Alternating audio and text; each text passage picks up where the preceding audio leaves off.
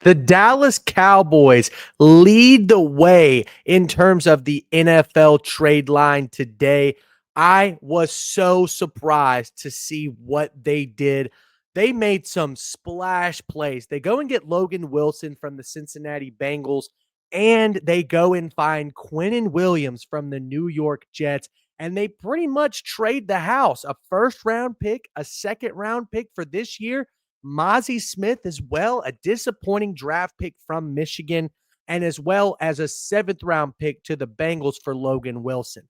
Will this end up solving the Cowboys' issues? By the way, we're going to be grading every single NFC team at the trade deadline. There's only a few to talk about here, but I wanted to get into some of the other teams that didn't make a move and talk about whether or not they should have. So, first, we're going to talk about the Cowboys. They try to fix their defense. I believe they're 31st in rush yards allowed, 31st in points allowed, 30th in pass defense. So, their defense is the worst or maybe second worst in the league behind the Bengals.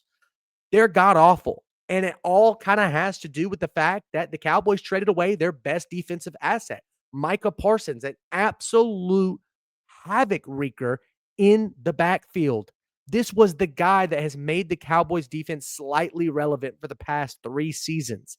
Now, Trayvon Diggs and Deron Bland have had something to say about that as well, but both of those guys are coming off of significant injuries. So trading away Micah Parsons at the beginning of the year for those assets from Green Bay, I get it, but you kind of traded away Micah Parsons in retrospect for a couple first round picks, Kenny Clark and Quinnen Williams. That's really what it's turning out to be. And while I do think that the Cowboys could potentially see that work out for them in the future, it definitely doesn't help them right now. And I think with Dak, you're trying to win playoff games. So I give the Cowboys a C plus right now. There is some positive outlook here. I mean, obviously, you're mortgaging the future to try to win right now or maybe next season, and it's possible, but it's not likely. And so that's why I give them a C plus. I think it's possible, but it's a little unlikely to me.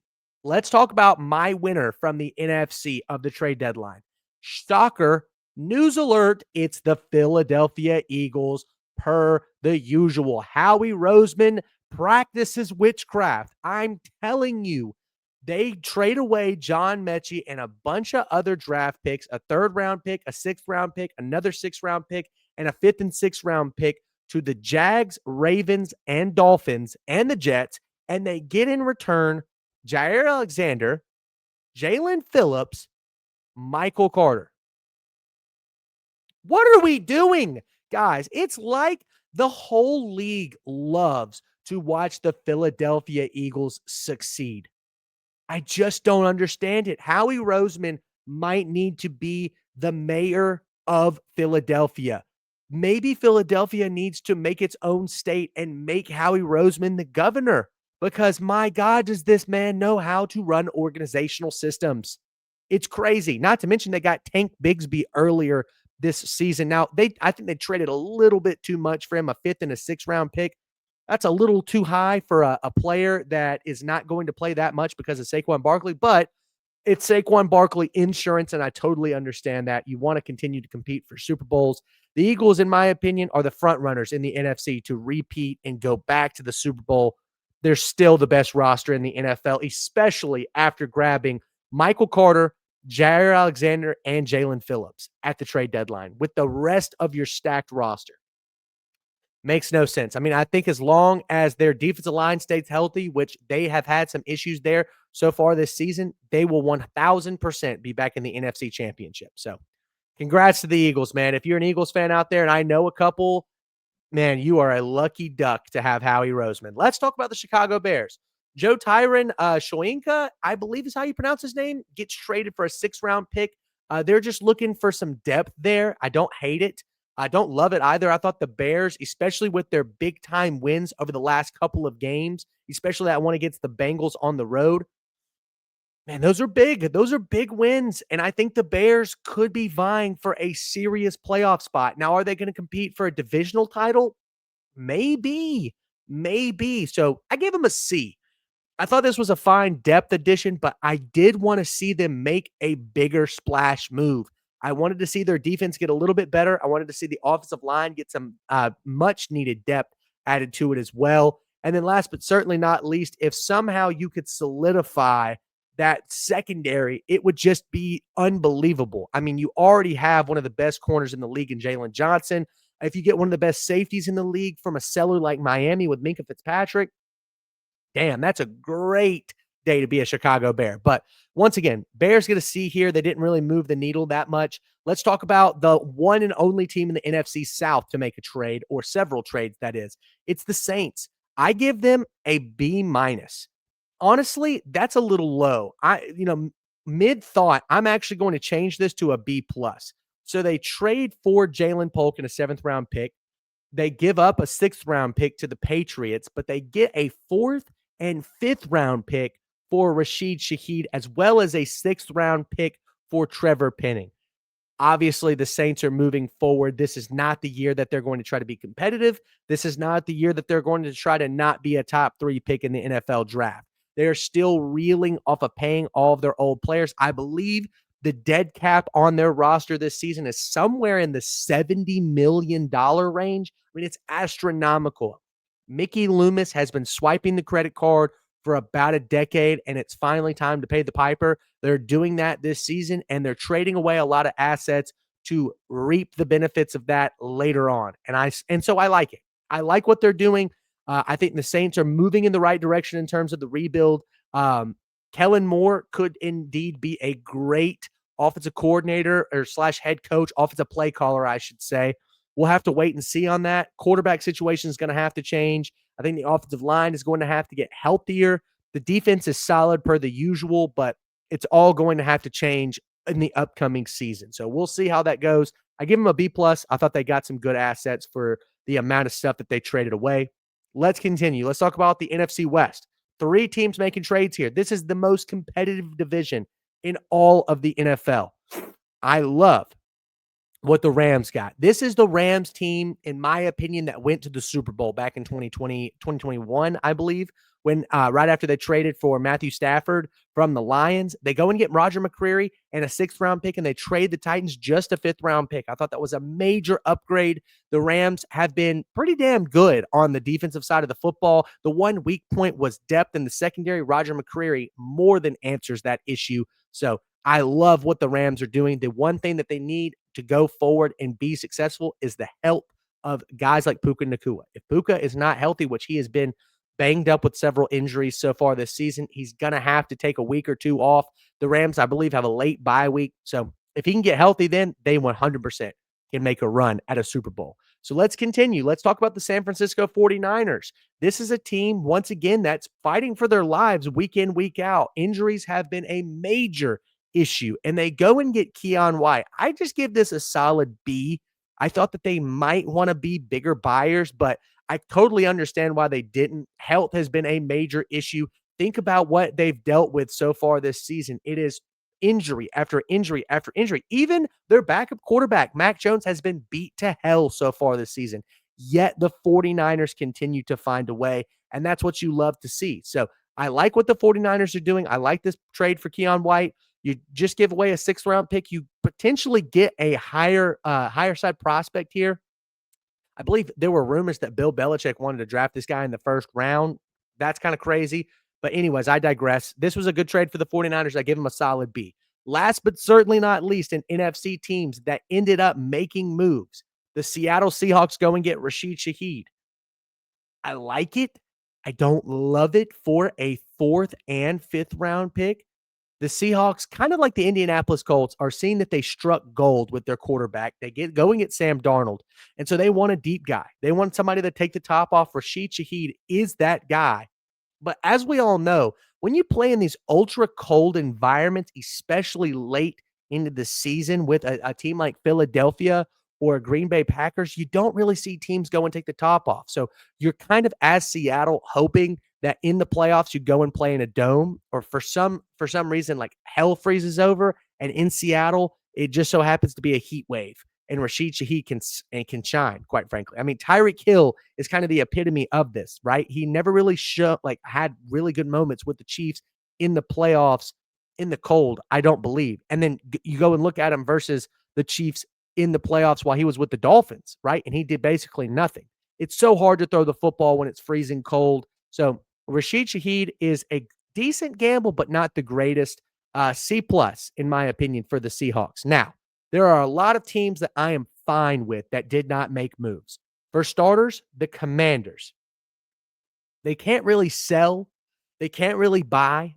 I mean, this all has to do with the fact that Jaden Daniels gets injured. Now, if Jaden Daniels was healthy, I would say the Commanders need to start buying, especially at a wide receiver position. But it's fine, I guess. I'm still so frustrated with the fact that Jaden Daniels got injured down 38-7 with 7 minutes left in the fourth quarter. But I can't obviously knock them for that because this is just strictly trade deadline talk. So let's talk about the Lions. I think the Lions have been unbelievably banged up again on the defensive side of the football.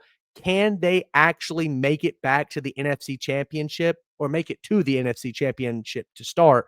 Maybe, maybe not. I mean, look, the coordinators have not missed a beat since losing Aaron Glenn to the Jets and Ben Johnson to the Bears.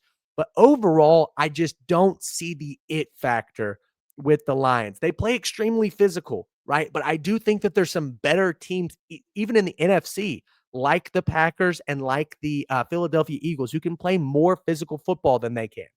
Dan Campbell wouldn't want to hear that. I'm sure he doesn't want to hear that, especially with guys like Aiden Hutchinson and Penei Sewell. That they're ultra physical guys. So, I don't want to bang on them too much. It just doesn't seem like this Lions team is going to make it.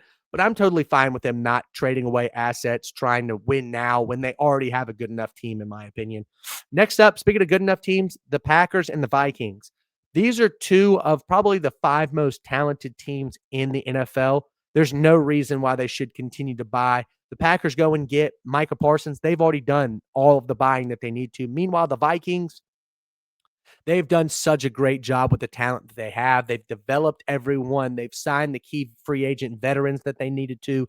There's no trade, in my opinion, that they could make unless for some reason they were able to go and grab Mac Jones from the 49ers to have him fill in as a backup to J.J. McCarthy now that Carson Wentz is probably going to miss the rest of the season, but I doubt the 49ers were going to do that. So that's the only other team that I thought of. And then the Falcons, last but not least, in terms of being fine. All this kind of hangs on Michael Penix and this offense. They're star-studded. The defense has played a little bit better. Kicking woes have been a big, tough break for the Falcons so far this season. I think this Falcons team is actually one of the better ones in the league in terms of talent, but the gameplay on the field has not lined up with that. Now, a couple teams that I want to bang on here. I've got 4 teams that I want to get after. Number one, this is in the column of should have traded 4 players. The Tampa Bay Buccaneers. Baker Mayfield earlier this season was playing at an MVP level, yet you don't go and trade for more wide receivers. I believe Chris Godwin is not really 100% healthy. He's never going to get back to where he was. Mike Evans is not going to play for the rest of this season. He's got a broken collarbone, I believe. And then, oh goodness, I'm blanking on the rookie's name. Emeka Egbuka, there we go, has played great, but can he actually fill the role of wide receiver 1 for the rest of the season? Maybe, but it's definitely not going to happen without the much needed help. I mean, I don't think Tez Johnson is going to get the job done for Tampa Bay. So I thought they should have bought at receiver. Now, moving on, I'm talking about the Panthers now. Their defense has played great. Their running game is tremendous. Their receiving core, much like the Buccaneers, needs some help. Ted McMillan has proven he can be a wide receiver 1, but I definitely think they need wide receiver 2 and wide receiver 3 help. Adam Thielen was kind of that fill-in guy last year. He moves on. I believe he went back to Minnesota. Hasn't really played anything for the Vikings yet that I can remember, but I digress. Xavier Legette has not really panned out as a prospect as of yet. I thought you maybe should have gone and got a veteran, especially one that maybe could take the top off and be a threat down the field like a Rashid Shaheed. So I was a little upset that the Panthers decided not to trade for anybody and then traded off. These are teams that I believe should have gone and found buyers for the players that they have that aren't lining up with the timelines, specifically the Arizona Cardinals. Budda Baker, man, are we ever going to get him on a winning team? I would have loved to see the Cardinals trade him away, but that didn't happen. That's okay. I guess I want to bang on the Cardinals a little bit more. It's clear that they're not going to make the playoffs. They're in a stacked NFC West. It's 4 losses at a minimum in that division, and then you still have to play the rest of the NFL. They've gotten 5 tough breaks to start this year. It's clear that they're not going to be a competitive team this year. They're going to have to wait till next year. So I would have liked to see them get some future assets in return for the current assets that they have on the roster.